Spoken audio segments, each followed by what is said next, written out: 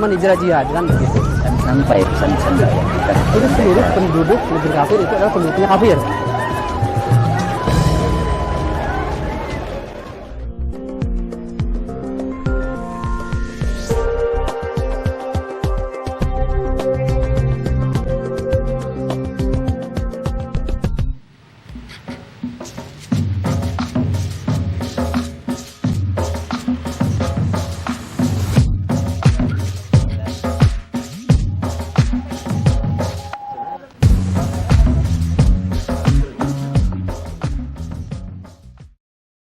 Saya ini berlatar belakang Nahdiyin kalau dalam sisi pemahaman agama. Saya Betawi asli yang budaya agama itu sangat kuat, tapi kemudian saya terpapar dengan paham radikalisme. Di dalam kasus pelatihan Jalin Janto, karena memang ini sifatnya adalah kasus peristiwa pelatihan militer, ada korban baik dari pihak teroris maupun juga dari pihak aparat. Itu yang saya alami pada saat proses dari mulai saya ditangkap sampai kemudian saya bebas. Yang mempengaruhi dan membuat saya berpindah dari hal yang negatif ke positif. Kalau saya sebutnya berpindah dari radikal kepada moderat, itu memang saya banyak berinteraksi dengan sekarang itu Dr. Haji MD Sodik. Beliau sekarang Direktur Identifikasi dan Sosialisasi di Mabes Polri Densus 88. Bahkan bukan sekedar ketika dalam tahanan, tapi ketika saya bebas juga masih sering berkomunikasi dengan beliau, dan juga terakhir saya juga banyak berkomunikasi dengan Kepala Densus 88 Irjen Pol Martinus Hukom SIK MSI. Semenjak saya berada di bangku SMA kelas 2, waktu itu tahun 1983. Jadi kalau hitungan sampai 2010 saya ditangkap, itu saya perkirakan sekitar 27 tahun saya berada di dunia radikal. Paham radikal ini seharusnya memang seluruh komponen bangsa ini menyadari bahwa paham ini adalah paham yang sangat bahaya, mengancam eksistensi negara dan merusak agama. Jadi semua komponen itu harus bergerak bersama untuk mencegah paham yang bahaya ini, paham radikal. Saya melihat seperti pengalaman yang saya alami dan juga teman-teman itu, Densus 88 ini sangat luar biasa. Dari mulai awal penangkapan sampai dengan hari ini, dan seterusnya, terus melakukan pendampingan. Ya, kami sering berinteraksi, berdampingan dengan Densus 88. Kemudian sebagaimana saya katakan tadi, Direktur Densus Pak Haji MD Sodik ini, sampai hari ini kita tetap berkomunikasi, terus berdialog gitu kan, bagaimana bekerja sama pertama menjaga teman-teman yang sudah kembali kepada paham yang moderat, kemudian juga bekerja sama bagaimana secara umum di masyarakat melakukan pencegahan. Saya berkesimpulan bahwa pencegahan radikalisme, pencegahan tindak teror itu menjadi sesuatu yang masih amat penting dilakukan, dan harus ada kerjasama dari seluruh lapisan, baik dari pihak keamanan dalam ini Densus 88, juga komponen-komponen yang lain. Alhamdulillah, mudah-mudahan kegiatan-kegiatan yang bersifat pencegahan dari radikalisme ini tetap bisa berjalan, dan bukan yang sekedar berjalan, mudah-mudahan juga mendapatkan pertolongan dari Allah Subhanahu wa taala. Saya cukupkan sampai di sini. Walhamdulillahirabbil alamin. Assalamualaikum warahmatullahi wabarakatuh. Bismillahirrahmanirrahim. Assalamualaikum warahmatullahi wabarakatuh. Saya Hendy Suhartono, asal saya dari Gunung Sindur, Kabupaten Bogor, tidak jauh dari Puspitek dan Lapas Gunung Sindur. Saya lahir di sana dan besar di sana. Keluarga saya berasal dari suku Betawi dan Jawa. Latar belakang keluarga saya berasal dari keluarga yang biasa-biasa saja, sederhana saja. Dan saya berada di lingkungan Nahdlatul Ulama ya, Nahdien atau NU, yang biasa dikenal dengan NU. Pekerjaan saya sebelum kejadian pekerjaan saya sebagai kepala urusan pembangunan di kantor Desa Cidokom, Kecamatan Gunung Sindur, Bogor. Di sana saya biasa mengerjakan pembangunan fisik seperti jalan, posyandu dan lain-lain, pembangunan yang ada di desa. Beberapa tahun di desa, kemudian saya bertemu kembali ya dengan teman lama saya. Pertemuan kami ini memang banyak sekali menghasilkan obrolan. Selalu dia memberikan kepada saya ayat-ayat yang berkaitan tentang jihad, tauhid dan lain-lain.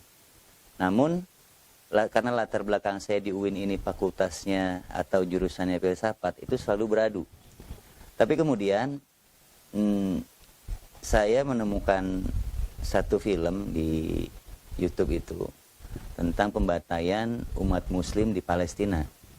Tapi begitu lihat video ini, video pembantaian kaum muslimin di Palestina dan juga Ambon, ini saya tidak bisa mengelak lagi. Seperti ada bahasa dari mata turun ke hati. Justru setelah itu, saya menanya balik kepada dia, apa yang bisa kita lakukan untuk saudara-saudara kita yang ada di Palestina?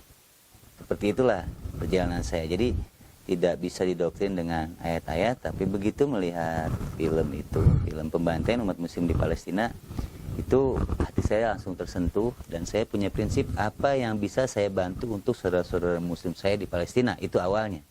Kami mencari informasi dan mencari ilmu dari waktu itu masih di Google tuh masih banyak ya. Kalau kita klik how make to bomb, bagaimana cara membuat bom, itu langsung keluar datanya. Dan dari situlah kita belajar. Nah, kemudian kami diambil oleh Densus 88 itu sekitar 22 April 2011 juga. Saya dipindah dari Polda Metro Jaya saat itu ke Lapas Pasir Putih, Nusa Kambangan. Di sana saya sempat 4 tahun di sana dan sempat bertemu dengan Ustadz Abu Bakar Basir. Didekatkan. Dengan dekatnya dengan keluarga itu, insya Allah akan terkikis. Paham-paham radikal itu akan terkikis. Ini tidak berdasarkan teori, tapi yang saya jalani seperti itu. Dan alhamdulillah, karena saya masih bisa bertemu dengan keluarga saya, komunikasi dengan keluarga saya lancar, jadi terus terkontrol. Di dalam diri kita juga jika kita menciptakan kontrol. Saya harus cepatnya kembali ke rumah untuk bertemu keluarga saya. Itu satu PR besar ya untuk kita semua. Paham radikal, jika dahulu disampaikan melalui majlis-majlis halakoh, sekarang sudah tidak lagi. Majlis dan halakoh langsung digantikan perannya oleh media sosial. Media sosial ini sangat-sangat cepat. Oleh karenanya, setelah saya kembali ke rumah, saya sering datang ke sekolah-sekolah, ke pesantren-pesantren untuk memberikan pemahaman kepada mereka. Jangan sampai mereka tertular paham radikal seperti saya. Oleh karena saya sangat berharap program deradikalisasi ini benar-benar dimasifkan, baik pencegahan atau pengawasan teman-teman mantan napiter yang sudah kembali ke rumah. Dan ini tidak hanya diawasi tapi dirawat. Jika tidak dirawat, bisa jadi sangat mungkin akan kembali ke kelompok yang lama. Seperti saat ini, kenapa kami di sini membuat satu wadah, yaitu Yayasan Hubul Waton Indonesia 19, karena kami ingin menjadikan kelompok kita ini sebagai kelompok dari teman-teman yang sudah sadar. Dan alhamdulillah Sejak saya kembali kisaran tahun 2018 tanggal 9 Maret saat itu, beberapa bulan kemudian saya bertemu dengan seseorang dari Densus. Waktu itu dia masih posisinya Wakadensus. Waktu itu masih Brigjen Martinus Hokum yang alhamdulillah sekarang sudah menjabat Kepala Densus 88. Dan dari beliau saya banyak mendapat pelajaran, terutama tantangan ya. Saya bertemu dengan beliau dan setelah beberapa lama bertemu dengan beliau, saya mendapat tantangan dari beliau. Katanya, bisa nggak kamu buat satu wadah yang di dalamnya orang-orang seperti kalian, seperti kamu, dan kalian bisa ada kegiatan di sana dan sejahtera di sana. Saya menjawab tantangan itu dengan iya. Udah belum tergambar sama saya itu formatnya bagaimana, nanti yang dilakukan apa. Tapi saya jawab iya. Karena saya sangat yakin sulit tapi bisa itu berbeda dengan bisa tapi sulit. Alhamdulillah Yayasan Nurul Wathon Indonesia ini sudah berdiri sekitar 2 tahun. Dan kita di sini merekrut rekan-rekan yang sudah keluar, yang sudah pulang. Kita ajak ke sini agar mereka tidak kembali kelompok yang lama dan berpemahaman dengan pemahaman yang lama. Di sini kita bukan hanya merekrut mereka itu dengan kegiatan-kegiatan, tapi juga siraman rohaninya. Makanya di HW ini juga ada bengkel rohani. Dan alhamdulillah Pak Tito juga sempat ke sini, dan beliau sangat respon untuk acara di sini. Bahkan saat itu Pak Tito sendiri bilang, nanti akan saya bantu, mana proposalnya. Dan alhamdulillah walaupun dari Pak Tito belum ada proposal dari kami belum sampai ke Pak Tito, tapi kami sudah mulai dengan pembangunan bengkel rohani dan sedang mondasi tempat-tempat yang akan dijadikan pusat deradikalisasi tersebut. Kembali lagi ke program deradikalisasi ini, saya harapkan menjadi benar-benar pembahasan yang serius ya, bukan cuma hanya dibahas, tapi benar-benar pergerakan yang serius gitu. Karena dari sinilah kita benar-benar menekan laju pergerakan radikal. Dan siapa sih yang bisa melakukan itu? Semua orang bisa. Tidak hanya institusi dan lembaga negara, tidak. Tapi semua orang bisa. Dan menurut saya pribadi yang lebih efektif melakukannya itu adalah praktisinya, yang pernah berperannya, yang pernah ada di dalamnya. Satu lagi yang paling penting bagi teman-teman yang masih dan bagi saya dulu waktu masih berada di zona radikal ya. Bagi kami semua, Pancasila dan UUD 45 itu hanya sebatas barisan kata-kata. Tidak ada makna sama sekali, bahkan bisa dibilang kami nggak pakai gitulah. Karena apa? Karena kami berkeyakinan itu semua adalah buatan manusia. Sedangkan berhukumlah dengan hukum Allah. Gitu. Saya tercerahkan oleh beberapa kejadian dan beberapa momen, sehingga dari sana baru muncul kesadaran bahwa yang pertama, sebelum saya lahir NKRI sudah ada. Sebelum saya lahir Pancasila sudah ada. Sebelum saya lahir UUD sudah ada. Jika memang sebelum saya lahir ini sudah ada, berarti sebelum saya lahir itu banyak orang-orang pintar, ulama-ulama yang ada sebelum saya.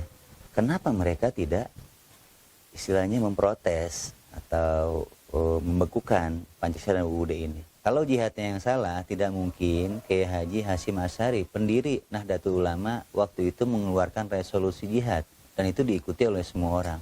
Tapi apa yang salah? Waktu dan tempatnya belum tepat. Indonesia ini bukan tempatnya, waktunya juga belum tepat. Itu menurut saya. Dan alhamdulillah perlahan kembali kepada pemahaman bahwa UUD 45 dan Pancasila itu adalah hasil akumulasi pemikiran dari tokoh-tokoh bangsa kita. Dari situlah saya seperti belajar kembali. Alhamdulillah kami di sini ya selalu dapat pencerahan dari Ustaz Haris Amir Palas sebagai pembina HWI 19, juga Pak Irjen Martinus Hokum sebagai Kanus 88, dan pembina kami yang satu lagi dari Ketua MUI Kabupaten Bogor, Pak Kiai Haji Mukri Aji itu. Alhamdulillah seringnya kita bicara, seringnya kita ngobrol, seringnya kita interaksi. Alhamdulillah sekarang kita sudah kembali kepada NKRI, namun kita masih mendoktrin. Tapi bedanya, kalau dulu doktrin kita untuk merusak NKRI, sekarang doktrin kita untuk membangun NKRI. Demikian kesimpulan dari saya. Terima kasih saya ucapkan kepada pertama Kakanda Irjen Martinus Hukom yang telah banyak sekali membantu saya dan teman-teman semuanya di Hubul Waton Indonesia 19 ini. Ada yang unik dari Pak Irjen Martinus Hukom ini, dia tidak pernah menilai seorang itu dari fisik dan angka. Yang disentuh oleh dia adalah hati kita. Yang kedua, saya ucapkan terima kasih untuk Pak Haji Sodik. Telah banyak yang membantu kita. Beliau juga telah beberapa kali hadir di sini, juga bersama rekan-rekan dan timnya. Banyak juga membantu kita di sini dari Diri Densos. Alhamdulillah, dari keduanya ini kami mengambil kesimpulan bahwa Densus tidak hanya layak di penindakan, tapi sangat recommended di bidang pembinaan. Terima kasih. Dari cukup sekian. Ihdinas siratal mustaqim. Assalamualaikum warahmatullahi wabarakatuh.